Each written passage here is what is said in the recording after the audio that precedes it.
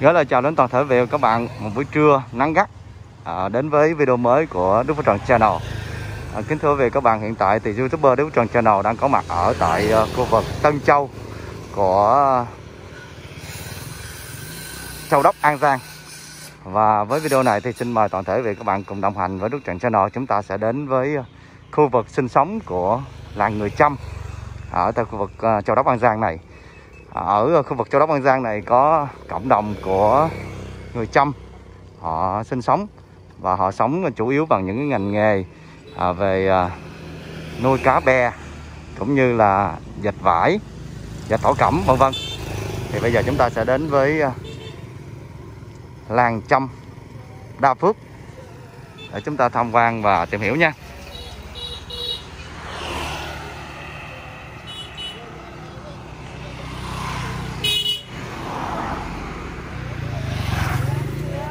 Xe.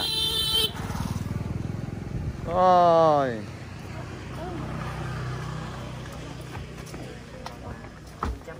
Xin chào.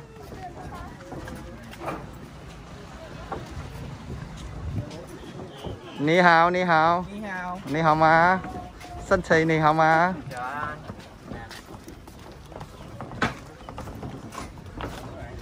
Hi, hello.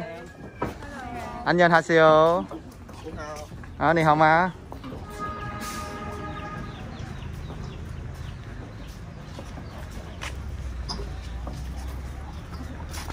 Hello anh. Hello. Đây là khu vực cộng đồng sinh sống của người Chăm.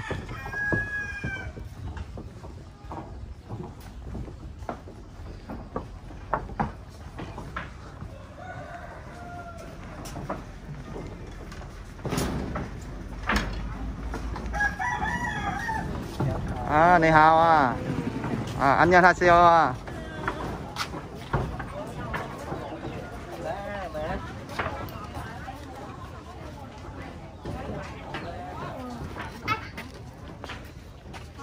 Anh ơi, anh quay tới.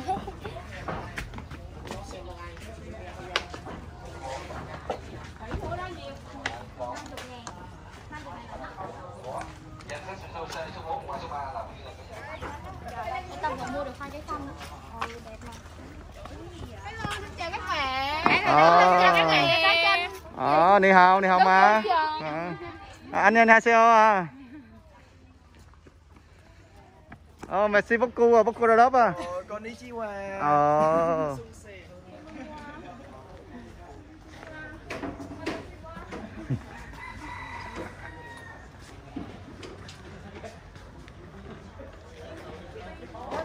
Sao? Tới đây. Từ từ sẽ biết. Qua đây. Hello. Sắp sờ bài sai sờ bóc sắp sờ bài sắp sờ bài sắp sờ bài sai sờ bóc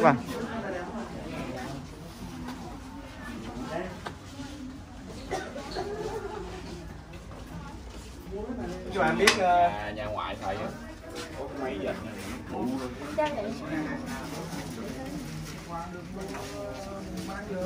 mấy giờ mấy làm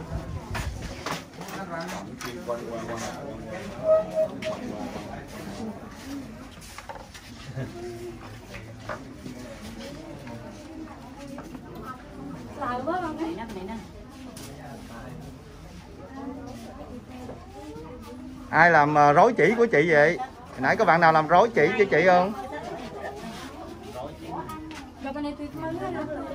đúng không? Khang quậy đúng không? Mới phá Có mà khai thiệt đi. tay vô đó. Khai thiệt đi. Ai làm rối của chị đó? Nói vậy hả? Không có hả? Dạ không có.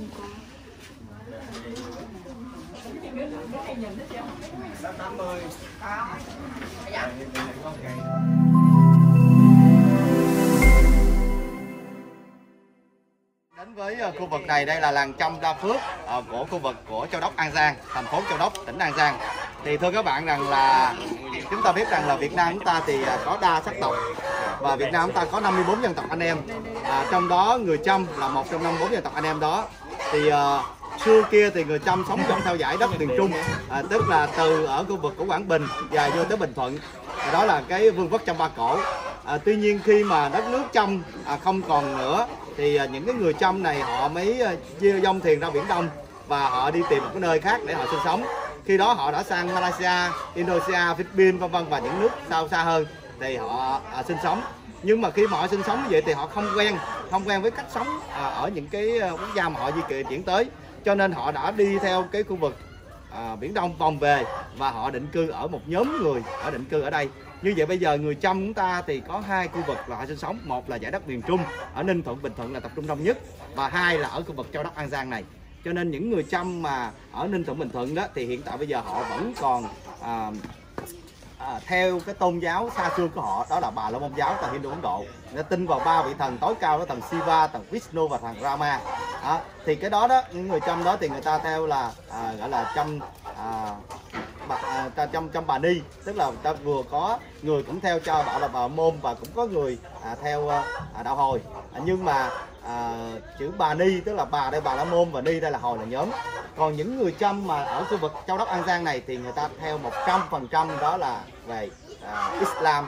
Islam ta Chăm này ta gọi là Chăm Islam hay là Chăm Hồi giáo, là bởi vì khi mà người ta di chuyển qua bên khu vực Malaysia vân vân, Philippines thì họ ảnh hưởng cái tôn giáo đó và người ta ảnh hưởng từ Hồi giáo từ lúc đó, cho nên họ quay về đây họ sinh sống. Thì những người Chăm này bây giờ các bạn đến đây vừa rồi là chúng ta đã viếng tham quan thánh đường Hồi giáo rồi, thì bây giờ ở đây thì những người Chăm đây người ta theo Hồi giáo hết, gọi là Chăm Islam. Và ở đây thì người ta sống với cộng đồng ở đây đó thì các bạn biết là người ta chủ yếu là nhà sàn. Bởi vì sao? Bởi vì ở đây đó đầu nguồn của sông Mekong đến Việt Nam chúng ta, như anh đã chia sẻ rằng là con sông Mekong đó là dòng sông chảy qua 6 quốc gia, bắt đầu từ Tây Tạng Trung Quốc, nó chảy qua Myanmar tới Miến Điện, nó đến với Thái Lan, Lào, Campuchia và đến Việt Nam ta tại tỉnh An Giang này. Khi đến tỉnh An Giang này, ngay Châu Đốc An Giang này là nơi đầu nguồn của sông đến đây, cho nên ở đây là coi như tập trung mà trong 3 tháng đó, 9 tháng 11 là triều của sông Mekong dâng lên, cho nên nó ngập hết khu vực này. Nên các bạn thấy ở đây là 100% người ta ở nhà sàn. Và đường ở đây rất là cao, bởi vì ở đây là ngập nước mà, cho nên người ta có câu rằng là đường nào đèn nào cao bằng đèn Châu Đốc, dốc nào dốc bằng dốc Nam Vang. Tức là ở đây thì cái đường đó thì nó cao là nó là con đê rồi, và cái cột đèn đó nó đặt trên con đê nữa, cho nên cột đèn ở đây rất là cao. Và ở đây đó thì người ta ghi dấu lại những cái năm tháng mà bị triều cường nước sông Mekong dâng lên, cho nên ở đây người ta có ghi lại từng năm cho bạn thấy. Mình đứng ở vị trí này là các bạn thấy là đây là ví dụ như cái năm 2000 là ngập sâu nhất, cao nhất là ngập tới đó. Mình thấy mình là đứng khỏi đầu mình luôn, cho nên nhà người ta phải kê đến đó. Rồi những cái mực nước kế tiếp, ví dụ như đây là năm 92, năm 99, 95 vân vân. Rồi năm 2001 từ tới đây, năm 2002 đây, nhưng mà năm 2000 là cao nhất, đỉnh điểm của lũ. Nhưng mà như chú vừa nói là năm 2019 thì nước ngập lấp sắp đây thôi ngập ở dưới này. Nhưng mà năm nay là năm 2020 thì nước không có luôn. Tức là hiện tại bây giờ thì các bạn biết rằng là trên dòng sông Mekong này thì đã có 12 cái đập ngăn lại rồi, cho nên là bây giờ chúng ta không còn nước nữa. Và người Chăm ở Châu Đốc An Giang này họ sống bằng cái nghề chủ yếu đó là thứ nhất là về nuôi cá bè. Thì cho nên nói là đây là cái loài cá mà đặc trưng của vùng nước này.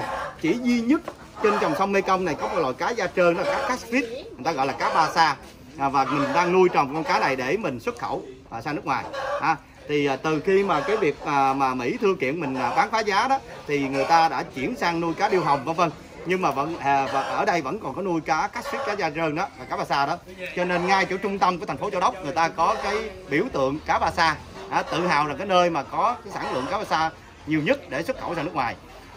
Cho nên là do là chúng ta không có đi đường tàu, đường thủy, cho nên các bạn không có thấy được cái làng của người Chăm người ta nuôi cá bè. Nhưng mà ở đây đó thì người ta sống trong cái nghề thứ hai nữa là người ta dệt thổ cẩm.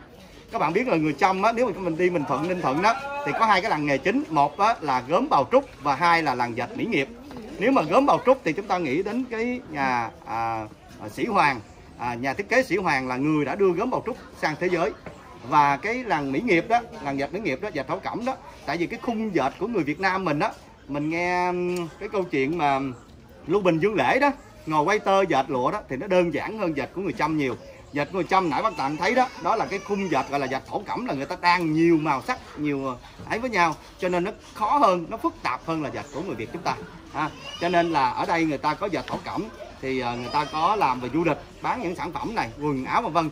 Thì nếu như về gốm thì có nhà thiết kế Sĩ Hoàng là người đã đưa cái hình ảnh gốm bầu trúc ra thế giới. Thì dệt Vĩnh Nghiệp này là tới nhắc tới cô thiết kế Mỹ Hạnh đó.